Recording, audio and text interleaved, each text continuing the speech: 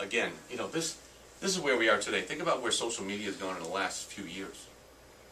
Twitter grew by 500% last year. People might say, what a waste of time. But it can actually be useful. And if it's used the right way, you don't have to be like the guy in the Verizon commercial, I'm sitting on my front porch. That's a waste of time. But you can make it be useful. For instance, you can put a blog article up or put up a video or something, and then you go onto Twitter and say, by the way, I just put this thing up. Well, just by doing that, you're going to get 10, 15, 20 hits depending on how many people follow you on Twitter. So just that, and that can kick off being viral and all kinds of things. So if you use it right, it can work. Talked about this the industry use, find information. He was talking about those sites that you can go to. The point that we talked about that one.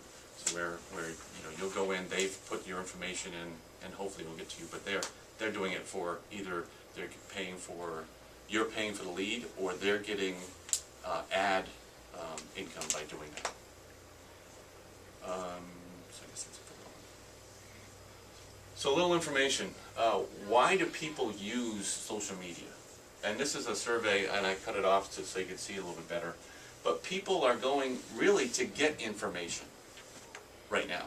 Yes, but see, if they want to get it, then you can provide it. But for instance, people going to webinars and reading reviews and visiting blogs and so on, because the reason they're doing that, they did a search and they said, I want to find out something about, what's the latest CD rate, and or how do I invest today, or whatever, and they'll find this. I've signed up for different things along the way, and I probably see invitations to 5 webinars a week. You could just stay current on the latest for me, for internet marketing and so on, from all these different companies. You can stay up on anything that way. So webinars are great, but there's all these different ways to do it. But people are going for information. So why not provide it for them? And they'll find it. But here's the thing where companies are spending. Okay. Facebook, Twitter, LinkedIn companies, YouTube, MySpace, and FriendFeed. So it gives you a rough idea where people are going. In my opinion, this is more of a B2C, business to consumer space. I think from a B2B perspective, it's still coming up, but they've come up with new things to try to make it more business friendly and less personal.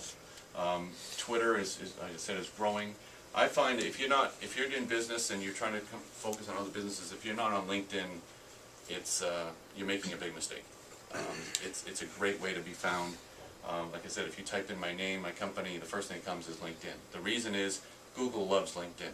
The content's changing all the time. It's a high-rated site. Same with Twitter. I mean, I think I'd only been on it for a short time before that was like number 2 or number 3 in the rankings. So these sites that are well known as respected sites that are run well will allow you to be found more quickly. Like I mentioned, YouTube. So you'll notice here YouTube is down the list quite a bit. The interesting thing is, what's the return on investment? YouTube has the highest return on investment. Why is that? Well, people get to see you, they get to see who you are, what you are, and they can bond with you. So you're actually going to have that return. But again, only if you feel confident in making that video. If you don't feel confident in it, maybe you shouldn't make it. But again, some of these other ones, again, I think that's more of a B2C thing. But you see these things drop off quickly, and these are the ones that you hear about. MySpace today is really in the entertainment space. If you're not in entertainment, if you're not an actor or a musician or someone, it's probably not for you. This has dropped off dramatically. I think I'm going to touch it again, but one thing you want to think about is LinkedIn groups and other sites like that. For instance, I can go on, if I want to target, and one thing I'm focusing on now is marketing to lawyers. There are probably, in LinkedIn, there's 5 groups just on marketing to lawyers. So you can go in and put information in. Someone will ask a question, you can answer it. You can post your own information, and then when people are searching for it, that stuff comes up. So you're in that community, you're building your reputation, and you're becoming well known by doing that. So, list of social network stuff, blogs. I think this is one of the best way, like Matt said, it's not the only way, but it's a great way for any information, any small business, small website to keep their content fresh. Google loves blogs, and especially if you want to write it, as he was saying, keyword rich. So find the keywords that work, that people are searching for, blend them in a natural style. One thing Google did, which he said that loading things with keywords doesn't work anymore, Google actually fed a bunch of novels into their search engine to teach it how people should write. So if you can read it naturally, then that works well. If it's feeling strange and it's just heavily loaded with keywords, that doesn't work as well. So you want to write naturally, but you want to blend in these keywords into what you're writing. And I mentioned RSS feeds. I mentioned Facebook, B2C, not as much, but again, the fan pages, if you don't know what that is, if you have a Facebook profile, you can create a fan page and then start pushing people to it. That's really the business specific one. It's not about, that your high school friends aren't finding you on it and so on, and posting things on your wall, and that doesn't always come across as professional. Again, with Twitter, I think, again, Google loves it, it's high ranking. Use it as a way to promote other things you do. For instance, I don't know, it's not on here, but for this seminar, twice I posted something on Twitter saying it's here. Okay, just putting that out there, and I did have a couple people inquire about that. But what's interesting is, there's another thing which I'll talk about, it's called Ping FM.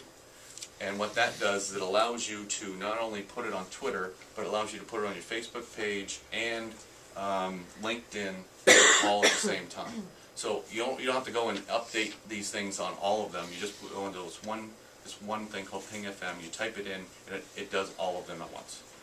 So it makes it easier, because this can, for some people who like to just keep moving, this stuff can feel a little overwhelming. Why do I have to keep doing the blog? Why do I have to do this? I got to do that, and I got to follow up with that, and follow up with that. There are a lot of tools out there trying to make it easier.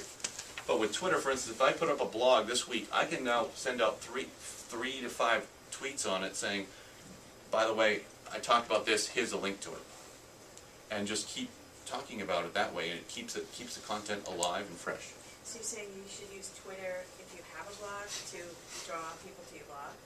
It can draw it to your blog, you can draw it to your newsletter. For instance, in LinkedIn, I mentioned I put the presentation there. You can also put documents in there. So if it could be a flyer about some seminar, it could be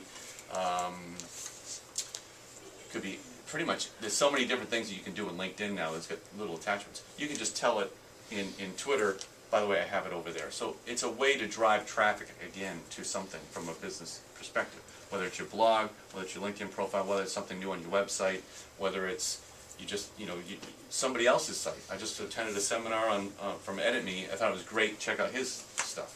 Okay, I'm going to sound like an idiot here, but now with Twitter, is it like Facebook? Do you have to have like people?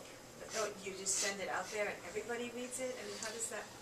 No, people have to follow you.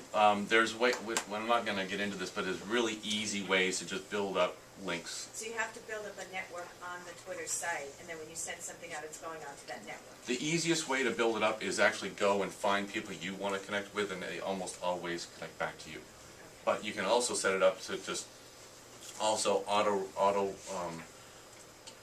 follow other people who find you, and so it can build pretty quickly without a lot of work. And these are people you probably wouldn't touch normally. They could be in California or Europe or whatever. And to some extent, it just helps your reach so that you're more relevant. People think that you have more contact with people.